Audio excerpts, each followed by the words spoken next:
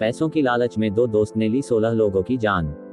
सन 1818 में विलियम बक नाम के शख्स की संपत्ति बंटवारे को लेकर अपने ससुर और बीवी से झगड़ा हो गया, जिसके कारण वह घर छोड़कर नीदरलैंड से स्कॉटलैंड आ गया। यहाँ आने के बाद उसके पास कोई काम धंधा नहीं था, जिसके कारण वह यूनियन कैनाल नदी के निर्माण में मजदूरी का काम करने लगा और फाल्क्रिक के पास एक छोटे से गांव में किराए पर रहने लगा।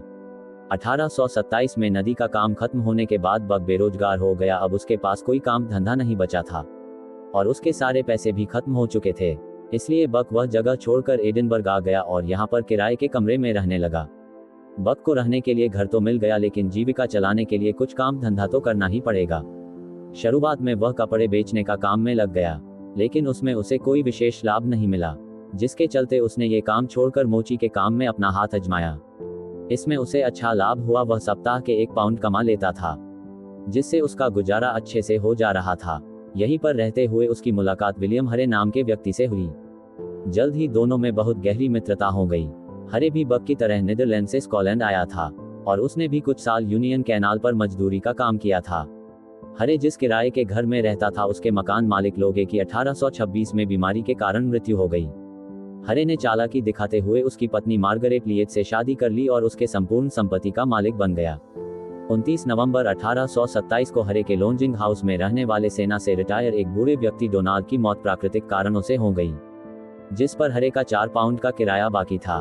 उसकी मौत से हरे काफी दुखी हुआ, क्योंकि अब उसके 4 पाउंड डूब चुके थे। उसने अपने होने वाले नुकसान के बारे में बक को बताया। बक कुछ देर सोचने के बाद बोला, क्यों ना हम इस लाश को बेच दे, जिससे तुम्हारे नुकसान की भरपाई भी हो जाएगी और कुछ अतिरिक्त धन भी हमें मिल जाएगा।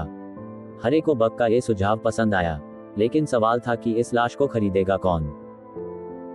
कुछ देर विचार विमर्श करने के बाद उन्होंने निर्णय लिया कि हम इस लाश को एडिनबर्ग यूनिवर्सिटी में बेचेंगे। दरअसल उस समय एडिनबर्ग यूनिवर्सिटी पूरे यूरोप में मानव शरीर शोध का केंद्र था। यहाँ छात्रों की संख्या अधिक होने के कारण मानव मृत शरीर की मांग बहुत ज्यादा बढ़ गई थी। दोनों लाश को लेकर यूनिवर्सिटी पहुंचे और इसे बेचने के लिए खरीदार को ढूंढने लगे। जल्द ही उन्हें प्रोफेसर रॉबर्ट नॉक्स के पास भेज दिया गया। रॉबर्ट नॉक्स शरीर रचना विज्ञान के प्रोफेसर थे। उन्होंने मृत शरीर की जांच की और उन्होंने इसका 7 पाउंड और 10 सेंट का भुगतान किया। जब पैसे लेकर दोनों बाहर आ रहे थे तो प्रोफेसर नॉक्स के एक सहायक ने उनसे कहा कि प्रोफेसर, तुम लोगों दोबारा देखकर अधिक प्रसन्न होंगे जब तुम्हारे पास एक और मानव मृत शरीर होगा। कुछ दिनों बाद हरे के यहाँ रहने वाले एक किराएदार जोसेफ हेयर बीमार पड़ गया। हरे की पत्नी को चिंता होने लगी कि घर में कोई बीमार व्यक्ति रहेगा तो हमारे व्यापार में हानि होगी। हरे अपनी इस समस्या को लेकर बक के पास गया। फिर दोनों ने कुछ ऐसा निर्णय लिया जिसके बारे में जानकर आप भी सोच में पड़ जाएंगे। कोई पैसे के लिए इतना कैसे गिर सकता है। यह महीना जनवरी का था। ठंड अच्छी खासी पड़ रही थी। बक और हरे जोसेफ के कमरे में गए, उसे जमकर विस्की पिलाई। जब वह बिल्कुल नशे में हो गया, बक उसके ऊपर बैठकर उसे दोनों हाथों से पकड़ लिया और हरे को इशारा किया कि उसकी गर्दन दबा दे, जिससे उसकी दम घुटने से मौत हो जाए। हरे ने बिल्कुल वैसा ही किया। सबसे पहले हरे ने तकिए से गला घोंटने की कोशिश की, लेकिन जब उसे इसमें कामयाबी नहीं मिली तो तकिए को साइड फेंककर हाथ से जोसेफ का गला दबाने लगा। कुछ देर के छटपटाहट के बाद जोसेफ ने दम तोड़ दिया। अब सवाल था कि इसकी लाश को प्रोफेसर के पास कैसे ले जाया जाए। इसके लिए दोनों ने लकड़ी के बने ड्रम का प्रयोग किया, जिसमें तरल पदार्थ को रखने में काम लिया जाता था। दोनों मृत शरीर को लेकर प्रोफेसर नॉक्स के पास पहुंचे। प्रोफेसर दोनों को देखकर बहुत खुश हुआ और इस बार दोनों को 10 पाउंड की धनराशि दी।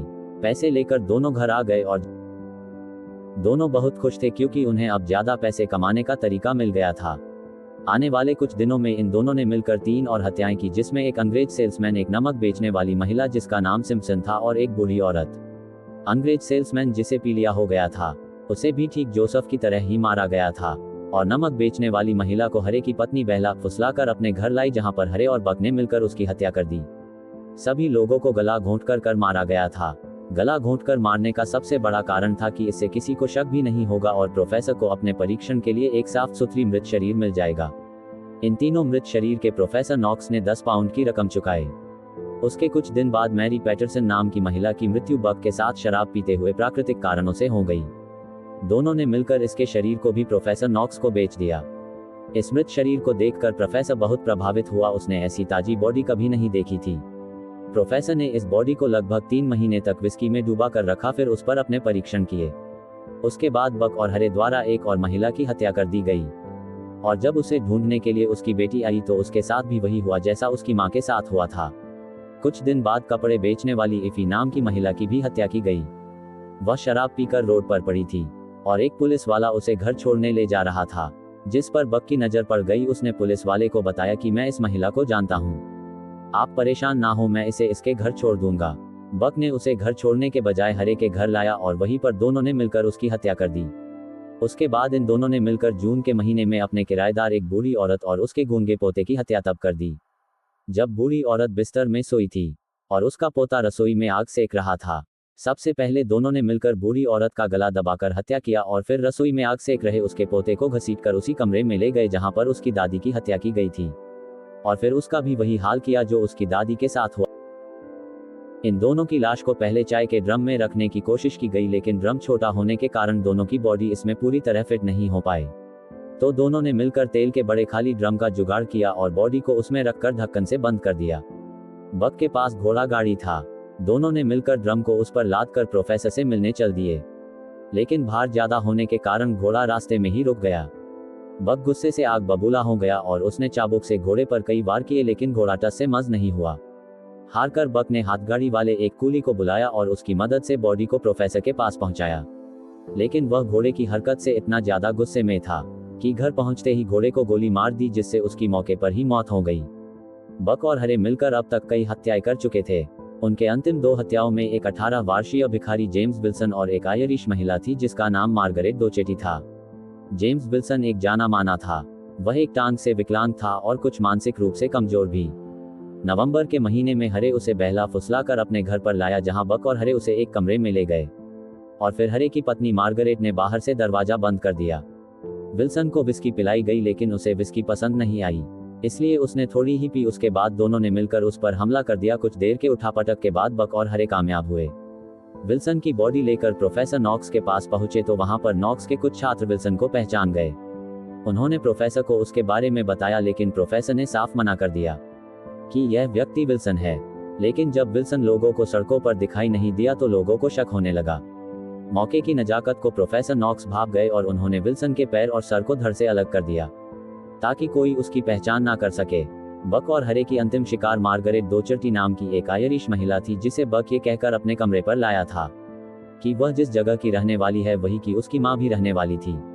डोचर्टी को अपने कमरे पर बुलाने से पहले उसने बगल में रहने वाले 2 किराएदारों येन और जेम्स ग्रे को ये कहकर हरे के यहाँ भेज दिया कि आज उसके रिश्तेदार आने वाले। डोचर्टी घर आई तो बक और उसकी बीवी ने उसका स्वागत किया और सब मिलकर शराब पीने लगे। कुछ देर बाद शराब खत्म हो गई तो बक डोचर्टी को अपने बीवी के पास छोड़कर बाहर शराब लेने चला गया। वास्तव में वह शराब लेने नहीं गया था, बल्कि वह हरे को बुलाने गया था।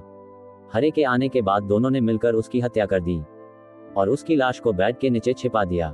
अगले दिन जब यान और ग्रे कमरे पर आए तो बक और उसकी पत्नी उस कमरे में उन्हें जाने से रोक रहे थे जहां उन्होंने लाश को छुपा रखा था।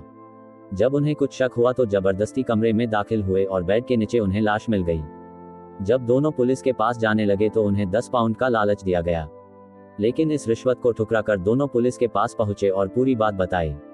पुलिस जब जांच के लिए आई तो उससे पहले ही बक और हरे ने डोचर्टी की लाश को वहां से हटा दिया था, लेकिन पुलिस के हाथ डोचर्टी का खून से लिपटा कपड़ा मिल गया।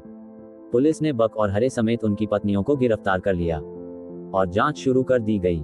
चारों को अलग अलग बैठाकर बयान लिया गया, लेकिन किसी के बयान आपस में मेल नहीं खा रहे थे। पुलिस ने अपने हिसाब से जांच शुरू की, लेकिन उनके पास से कोई सबूत नहीं मिला।